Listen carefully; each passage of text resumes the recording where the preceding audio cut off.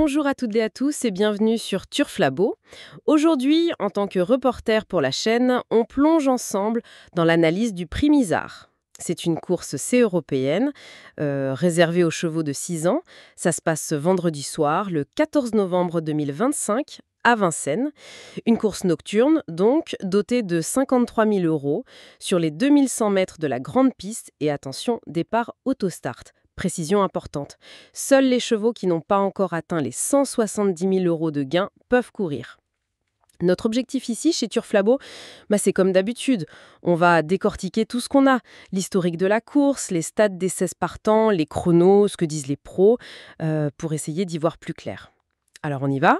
Entrons dans le vif du sujet. Oui, c'est une course toujours très intéressante, ce prix Misard. Le parcours déjà, 2100 mètres autostart sur la grande piste de Vincennes, c'est pas anodin. C'est un vrai test de vitesse, mais aussi de maniabilité. Faut aller vite, c'est sûr, mais il faut surtout bien gérer le départ lancé, bien se placer. Pour les conditions de piste, on annonce un bon terrain, température assez douce, peut-être un peu de pluie, un vent de sud modéré. A priori, rien qui devrait tout bouleverser, quoi. C'est vraiment la qualité du cheval et sa forme du moment qui vont primer. Justement, ce parcours 2100 mètres autostart, c'est spécifique, ça demande de la vitesse du début à la fin.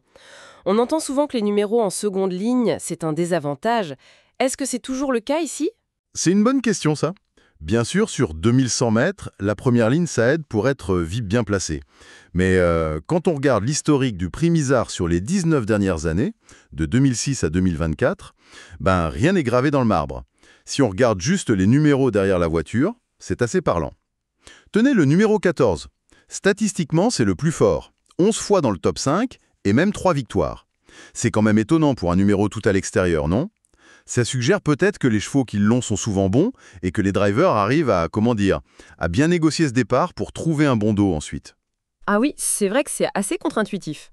On s'attendrait plutôt à ce que les petits numéros, le 1, le 2, soient les plus avantagés. Et ils le sont aussi, attention, hein. Le numéro 2, par exemple, c'est excellent. 10 apparitions dans le quintet, 3 victoires.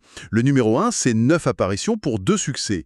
Donc oui, ces 3 numéros, le 14, le 2 et le 1, ils concentrent à eux seuls presque un tiers des places dans le quintet historique et 42% des victoires. Donc les extrêmes et l'intérieur, ça marche bien. Mais la performance du 14, ça montre qu'il ne faut pas être trop catégorique. D'accord. Et concernant le profil des chevaux, âge, sexe, y a-t-il des tendances nettes dans ce prix Misard? Alors, historiquement, sur les 19 ans, hongre et femelle, c'est très équilibré pour les places. Mais ce qui est vraiment frappant, c'est la tendance plus récente, disons depuis 2012. Là, sur les 13 dernières éditions, les femelles de 6 ans ont gagné 7 fois. C'est plus de la moitié. C'est une domination assez nette qui s'est installée ces dernières années. Ah ça, c'est une info clé pour analyser les partants de ce soir. Très intéressant. Et du côté des hommes, des drivers, des noms qui ressortent?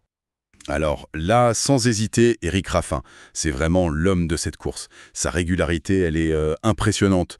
9 fois dans le top 5 récemment, dont 2 victoires. C'est le pilote à suivre, clairement.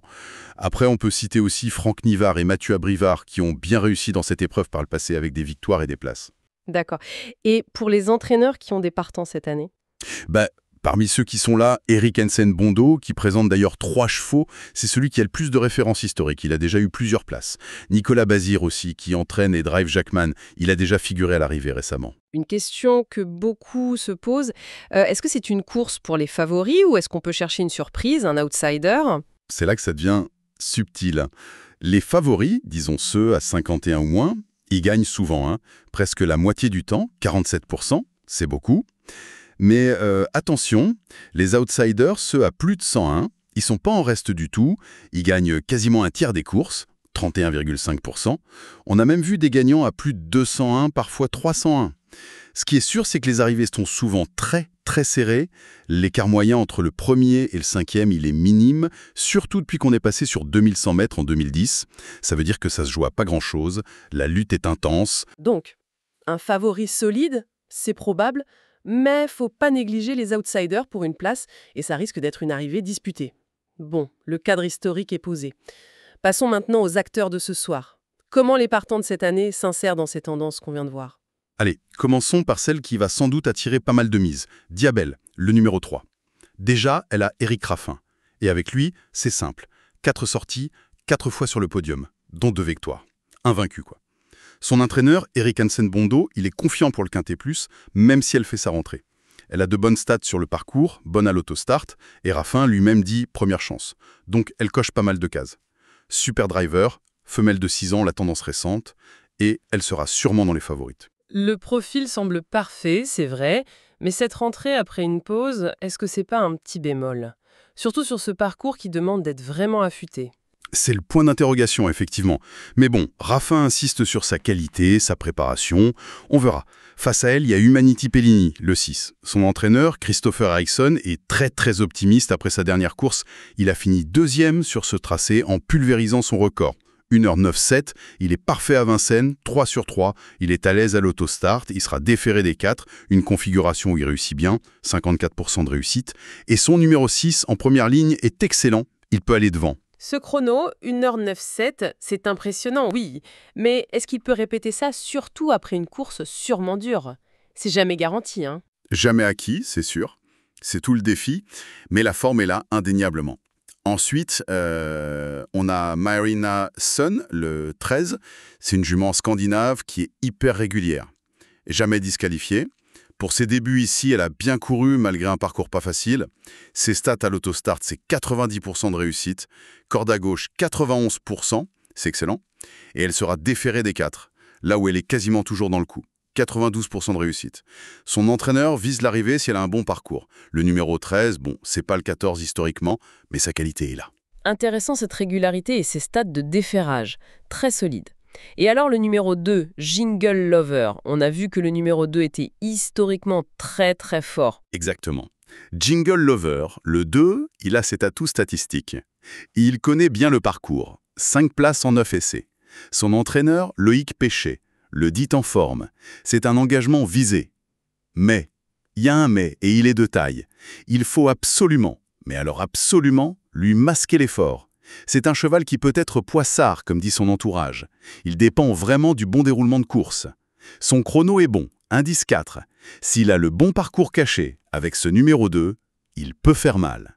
D'accord, un cheval talentueux mais avec un mode d'emploi assez précis. Parlons de Diva del Ronco, le 14. Elle hérite de ce fameux numéro 14, le meilleur de l'histoire de la course. Est-ce que ça suffit? C'est un avantage statistique indéniable, hein. 60% de réussite pour ce numéro dans le top 5. Et en plus, son avant-dernière course sur ce parcours était vraiment excellente. Elle finit 3e en 1.09.7 et son driver François Lagadec disait qu'elle avait encore des ressources. Elle sera déférée des 4, ce qui est rare pour elle, mais ça lui avait bien réussi cette fois-là. Le truc, ça va être de voir si Lagadec arrive à lui donner le bon parcours depuis ce numéro extérieur. Si oui, elle a les moyens de confirmer la force de son numéro. Voilà, qui remet bien en perspective cette statistique du numéro 14. Il faut le cheval, mais aussi le parcours qui va avec. C'est logique. Et puis, il y a ce cas un peu intrigant, Holger Danske, le 11.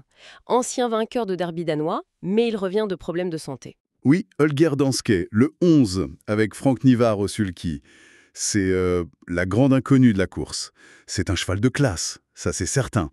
Mais son entraîneur, Michel Lundborg, le dit clairement. Il n'est pas à 100%, c'est un test. Ses stats autostart et corde à gauche sont bonnes, le numéro 11 en seconde ligne c'est correct, certains reporters notent qu'il a de très bonnes lignes au Danemark. C'est un peu un pari sur sa classe pure, face à des chevaux qui sont eux au top de leur forme. Un coup de poker potentiel quoi. Difficile à situer en effet. Et pour les autres, rapidement quelques points saillants ou des contrastes à noter. Oui, alors Cassie Keg in le 10 est préféré par son entourage, à Sandokan le 15 ce soir, malgré le numéro en seconde ligne. Franck Ouvry est plutôt optimiste pour une place. Sandokan le 15, son entraîneur, pense qu'il sera mieux plus tard. Mais attention, des reporters rappellent qu'il a de bonnes lignes en Suède où il a battu Humanity Pellini. Donc méfiance quand même avec le 15. Jacques Mann, le 4, avec Nicolas Bazir, il est en forme, bon numéro, déféré, c'est une chance logique pour les places, mais peut-être un ton en dessous des tout premiers. Jousse de Léron, le 5, revient bien, mais ça dépendra vraiment du parcours. Et ce qu'on peut peut-être mettre de côté plus raisonnablement. D'après les entraîneurs eux-mêmes, Javanès Delot, le 8, et Jouvence Secrète, le 16, font des rentrées et restent ferrés. Leur chance semble minime. Jipette de Crépin, le 1, son entourage s'interroge sur la distance et le numéro. Jouvence de Carrel, le 7, est en progrès mais mal logé à l'extérieur. Dayak, le 9, est en forme mais a tiré un très mauvais numéro. Et Demidov-Kla, le 12, semble un peu juste à ce niveau. Parfait. On a une vision plus claire des forces et des faiblesses de chacun. Si on essaye de synthétiser maintenant, quels sont les facteurs vraiment décisifs pour cette édition, selon vous? Il y a plusieurs choses qui se télescopent un peu. D'un côté, on a la force brute des statistiques historiques, les numéros 2 et surtout le 14. Donc ça met en avant Diva del Ranco et Jingle Lover. On a aussi la tendance récente, très nette pour les femelles de 6 ans. Ça concerne Diabel, Marina Suni, Diva del Ranco. Et puis, il y a l'impact d'un pilote comme Raffin sur Diabel, le 3. C'est indéniable. Mais en face de ça, il y a la forme éblouissante de certains, comme Humanity Pellini, le 6, avec son chronocanon. Il y a la qualité intrinsèque de juments comme Marina Suni, le 13, ou le potentiel un peu mystérieux de Holger Danske, le 11. Faut pas oublier l'importance cruciale du déferrage pour beaucoup d'entre eux. Humanity Pellini, Jackman, Marina Suni, Diva del Ranco, Jingle Lover. Et bien sûr, sur ce parcours de vitesse, le déroulement de course sera primordial. Bien partir, trouver le bon dos, éviter de se faire enfermer. Ce sera la clé. Sans oublier la possibilité d'un outsider toujours présente dans cette course historiquement. C'est vrai, c'est une équation complexe avec beaucoup de variables. Alors, chez Turf Labo, on a bien sûr pesé tous ces éléments pour établir notre propre pronostic pour ce prix Misard. Voici notre sélection. En tête, on a choisi de placer le 6 Humanity Pellini pour sa forme éclatante et son chrono récent sur le parcours. Ensuite, le 14 Diva del Ronco. On ne peut pas ignorer la force historique de son numéro et sa bonne dernière course ici même. Puis, le 11 Holger Danske. C'est notre pari sur la classe, malgré les interrogations sur sa forme. Derrière, on met le 3 Diabel, avec Raffin évidemment, mais on garde une petite réserve sur la rentrée. Le 13 Maharina Sun, pour sa régularité exemplaire et son aptitude prouvée. Le 2 Jingle Lover, pour son numéro en or et sa connaissance du tracé, à condition d'avoir le bon parcours.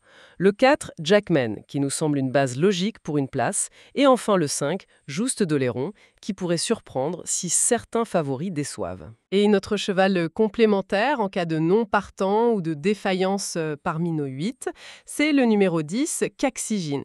Je récapitule donc la sélection TUFR Labo, le 6, le 14, le 11, le 3, le 13, le 2, le 4 et le 5. Et en complément, le 10. C'est une sélection intéressante qui essaie de trouver un équilibre entre la forme du moment, le potentiel et les données du passé. Et pour finir, peut-être sur une note de réflexion, ce prix Misard, il illustre parfaitement une tension qu'on retrouve souvent dans les courses. D'un côté, on a des tendances statistiques fortes, comme le numéro 14 ou la réussite des femelles, qui nous poussent vers certains profils. Et de l'autre, on a des chevaux qui explosent leur record personnel, comme Humanity Pellini, ou des impondérables comme le retour de Holger Danske après ses soucis de santé. La question qui se pose alors, c'est quelle est la vraie valeur prédictive du passé face à un présent où les cartes semblent un peu rebattues par des performances individuelles exceptionnelles ou des inconnus majeurs? Jusqu'où les anciennes lignes ou les stats globales tiennent-elles face à la forme éclatante du moment ou aux doutes qui persistent, surtout quand les avis des professionnels eux-mêmes divergent, comme on l'a vu pour Centre de Camp par exemple? Et c'est cette incertitude finalement qui rend l'analyse passionnante et la course palpitante. Une excellente réflexion finale qui résume parfaitement les enjeux. C'est tout le charme de cette épreuve, effectivement. Voilà, nous espérons que cette analyse détaillée vous a plu et vous a éclairé. Surtout, si ce n'est pas déjà fait, pensez à vous abonner à la chaîne Turf Labo pour ne rien manquer de nos prochaines explorations. Si vous avez apprécié cette analyse, un petit clic sur le bouton « J'aime », ça nous fait toujours extrêmement plaisir. Et bien sûr, n'hésitez pas à partager la chaîne avec vos amis passionnés de course hippique. Merci beaucoup de nous avoir suivis et on vous dit à très bientôt sur Turf Labo.